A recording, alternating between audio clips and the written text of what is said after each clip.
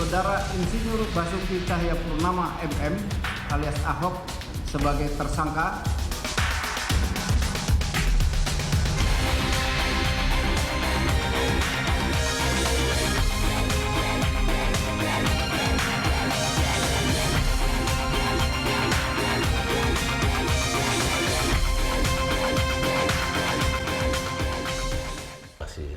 Pemirsa, Gubernur DKI Jakarta nonaktif Basuki Cahayapurnama atau Ahok menerima keputusan penetapan dirinya sebagai tersangka dalam kasus dugaan penistaan agama.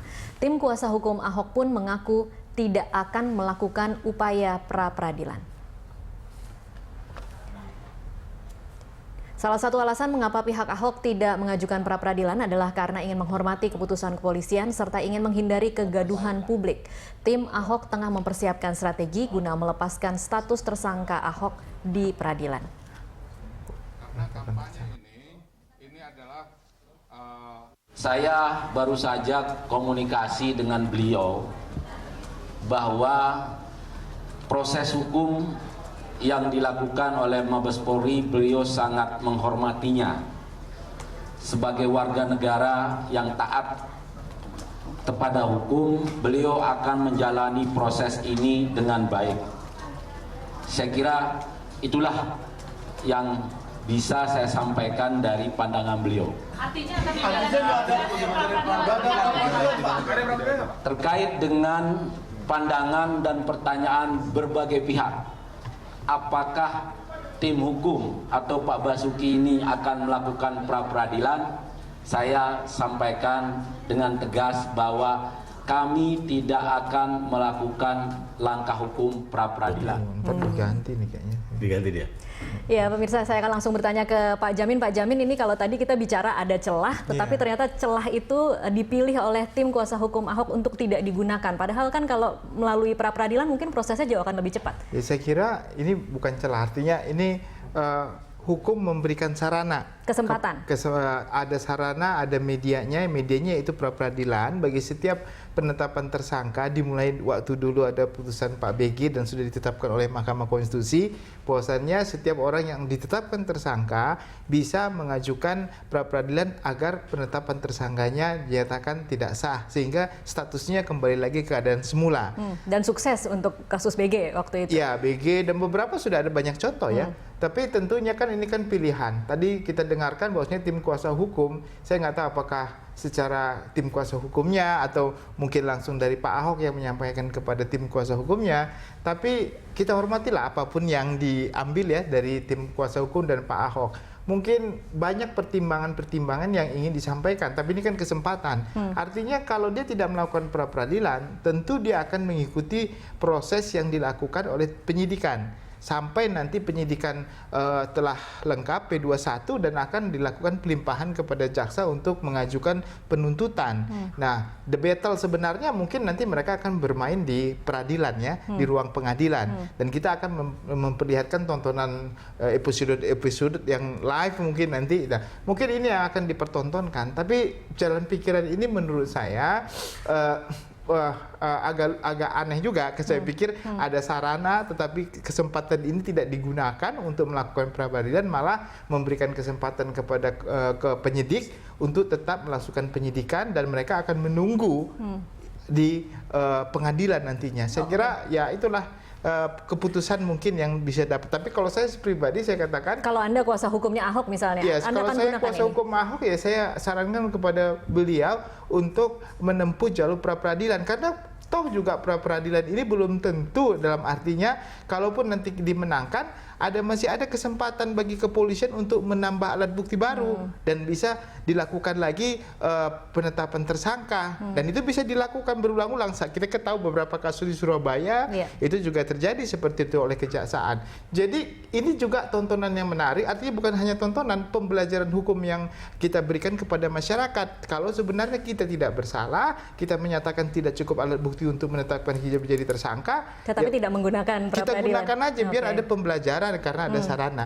Toh pun kalau nanti ditolak sama penetapan tersangkanya oleh pengadilan, artinya oleh hakim tunggal itu, nanti kan jalur untuk penyidikan tetap dilaksanakan dan nanti masuk ruang pengadilan lah untuk melakukan upaya hukum itu. Oke, kita sambil menunggu Pak Sira yang sedang menuju ke sini, tetapi mencoba membaca jalan pikirannya mengapa tidak menggunakan ini, Pak Fikar. Oke, kalau dilihat dari pertimbangan pernyataannya, ya bahwa di belakangnya itu mempertimbangkan untuk tidak membuat ribut kembali. Kalau nggak salah itu jalan Tidak membuat kegaduhan. Tidak buat kegaduhan lagi, maka diputuskan untuk tidak melakukan pra peradilan. Artinya ini juga menjadi indikator bahwa kasus ini tidak steril dari intervensi yang saya bilang tadi varian-varian yang mempengaruhi gitu. Apakah itu kekuasaan, apakah itu pasti pertimbangan itu sangat nyata gitu.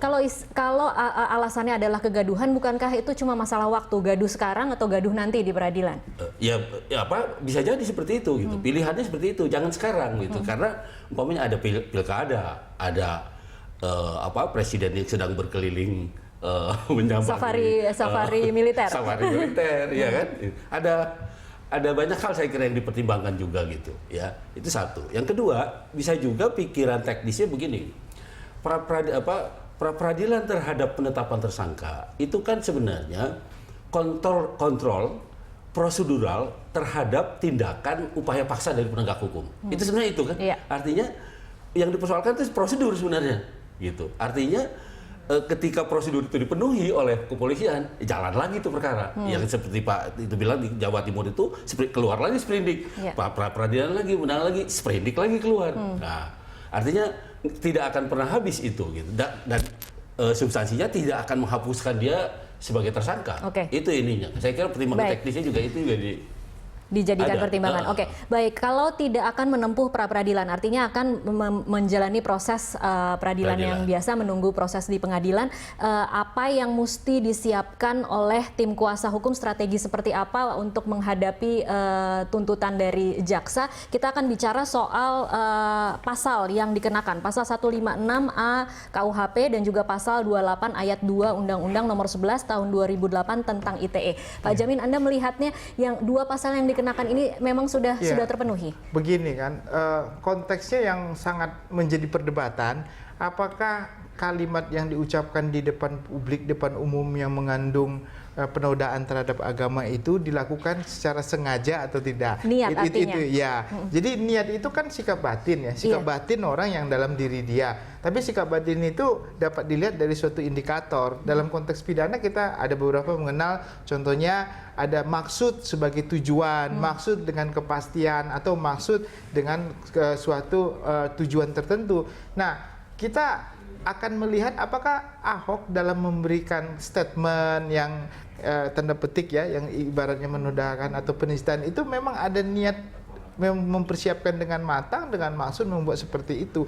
Nah, inilah menjadi suatu perdebatan. Kembali lagi saya bilang ini masalahnya adalah masalah ahli ya. Sama kayak, mohon maaf ya, kita ulang-ulang lagi kasus Jessica, dia juga akan banyak nanti menghadirkan apakah saksi ini benar-benar bisa membuktikan ahli ini, keterangan ahli ya keterangan ahli ini nanti bisa memberikan ilustrasi yang benar untuk menyatakan bahwasanya udah unsur penistaan dengan sengaja itu terpenuhi. Salah satunya adalah yaitu ahli bahasa, ahli keagamaan, dan ahli pidana. Nah, ini dari beberapa ahli inilah yang nanti yang akan lebih banyaknya dibandingkan dengan fakta. Kalau fakta kan artinya orang yang hadir di situ mendengarkan, dan saya kira orang yang hadir di situ merasa tidak tercemar gitu, tidak ternista. Tapi ya kembali lagi orang yang dinonton ya, yang menonton YouTube, yang menonton itu, yang di seluruh Indonesia ada 21 laporan, itulah yang dianggap sebagai merasa agamanya jadi itu masih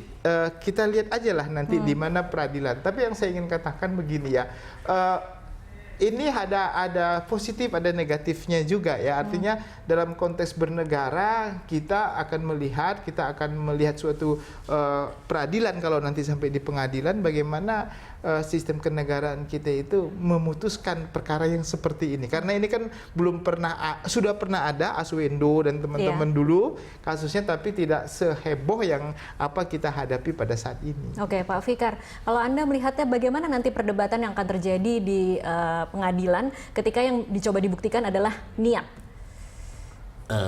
Perdebatan mengenai niat seperti di kasus Jessica, ya, saya lebih membenarkan pendapatnya Profesor siapa namanya, Edi Hiras, Edi Omar Sharif Hiras. Ya. Kenapa?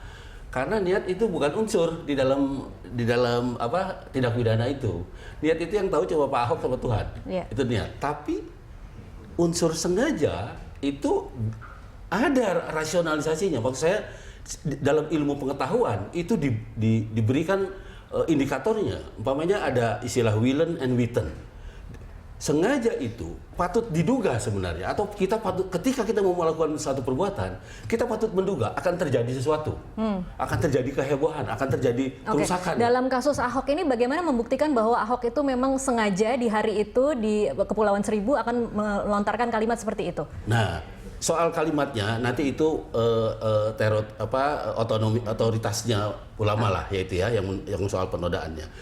Tapi kalimat sengajanya kalau dihubungkan dia yang tidak friendly dengan Anissa itu juga indikator gitu. Mestinya dia nggak punya kompetensi untuk ngomong itu, gitu loh. Iya kan?